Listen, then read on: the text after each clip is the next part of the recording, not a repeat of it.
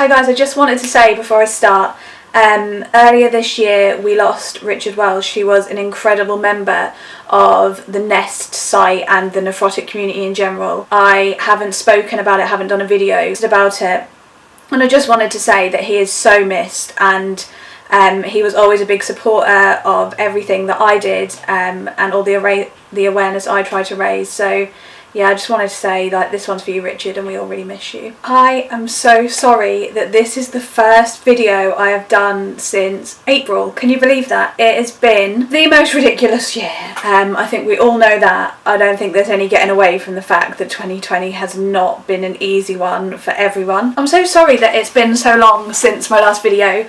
Basically, I didn't really know what to talk about. I felt like I would keep going on about corona, about lockdowns, about being vulnerable. It's not the content that I wanted to put out there. I felt like I would have been a negative Nancy and brought everyone down. So unfortunately, this is actually not the most positive video I've ever made. I actually relapsed a couple of weeks ago, so I was making this to update you guys and to just make sure I had some new content for you all as well. Yeah, luckily I caught the relapse super quick, got in for bloods, got back on 40 milligrams of steroids really quickly a couple of weeks ago, and my water's already looking like it's pushing down towards a trace negative, which is amazing after a couple of weeks. The really amazing thing is that I got funding for some more Rituximab. I don't think I've talked about this, but my specialist can't get the funding for my Rituximab treatment guaranteed, like, to have every single year, so every time I relapse he has to reapply, so it's always a bit of a scary thing. I always worry that I won't be able to have it,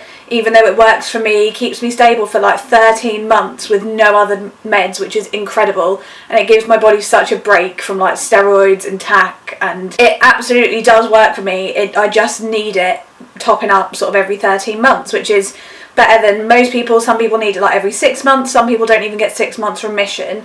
Luckily, I have the most amazing consultant. Mark, if you're watching this, thank you for being the most amazing doctor I could ever wish for. I don't think he will be watching this, but I'll say it just in case.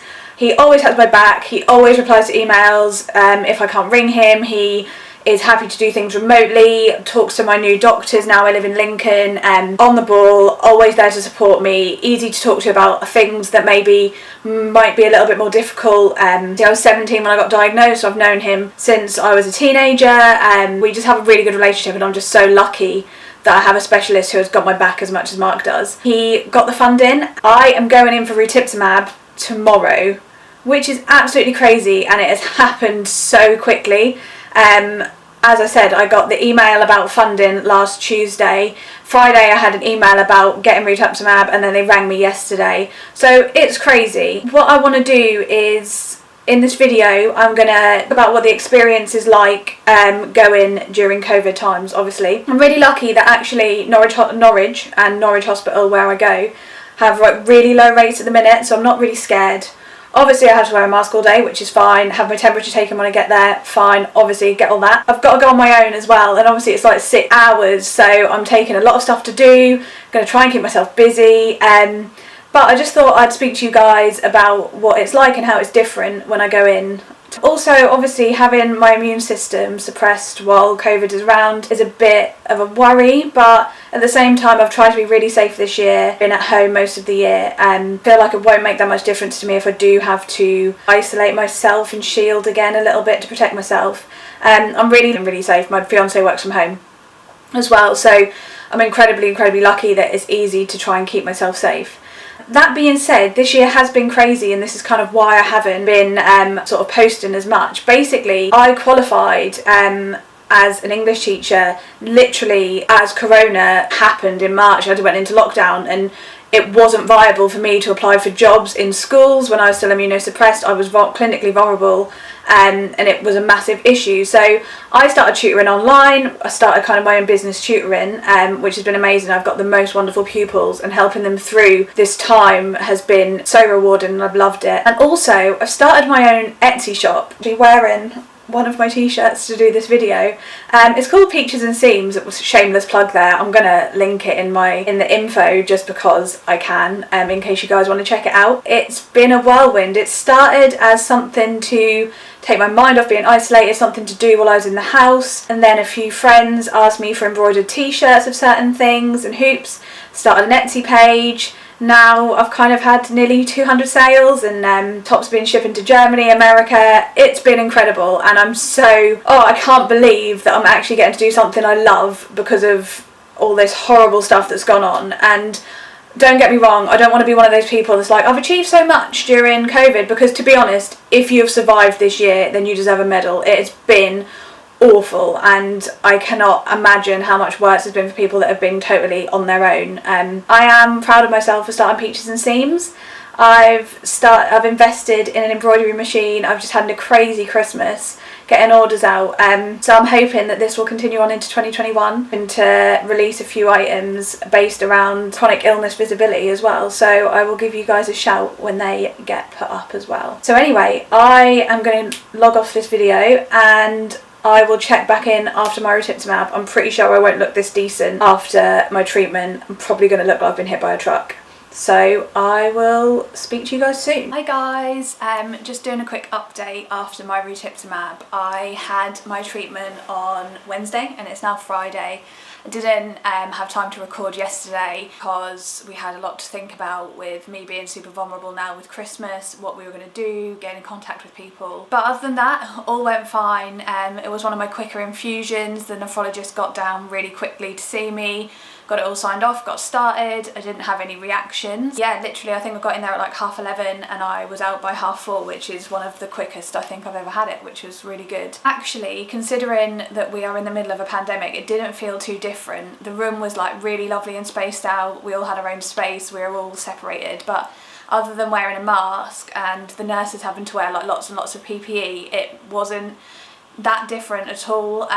Obviously it was a bit annoying, like I wanted to drink and eat, so I was trying to like sneak food without moving my mask too much, because obviously I didn't want to remove it at all for long periods. But yeah, it was absolutely fine, because every time I go back to that sort of, well, the rheumatology day unit, that I know the nurses because they did my cyclophosphamide when I was 17, so they've known me for years, so it's actually in a weird way quite nice to catch up with them. I was telling them about my wedding, we were looking at my wedding dress. It was just quite nice, like, to see them before Christmas, and it was all good. I had my temperature taken when I got there, all the COVID checks and stuff. Norwich is like a fantastic hospital and I've never felt safer.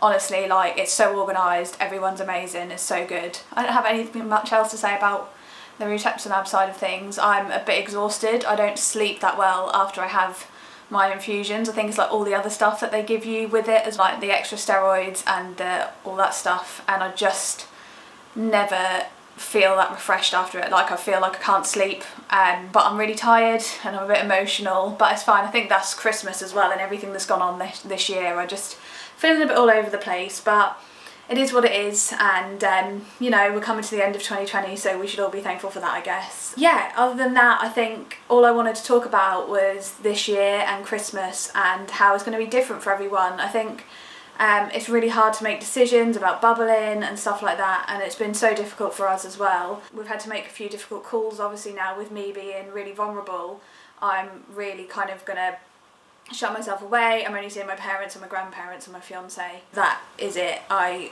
can't risk seeing anyone else. I felt like I hadn't felt too vulnerable. Obviously I have been, but having that infusion and sitting in a hospital on Wednesday really made me panic a little bit and think, oh my god, I'm actually having my immune system wiped in the middle of a global pandemic, which is, you know, not ideal, but at the same time I wanted the treatment as it's the best thing I can possibly have. But yeah, I think it's going to be a really different Christmas, but we've just got to go for it and try and enjoy it the best we can. I mean, I'm just going to enjoy seeing my parents, who I haven't seen since September, and just being able to spend some time with those and my dogs, and that kind of just making the most of the little things, I think, after this year.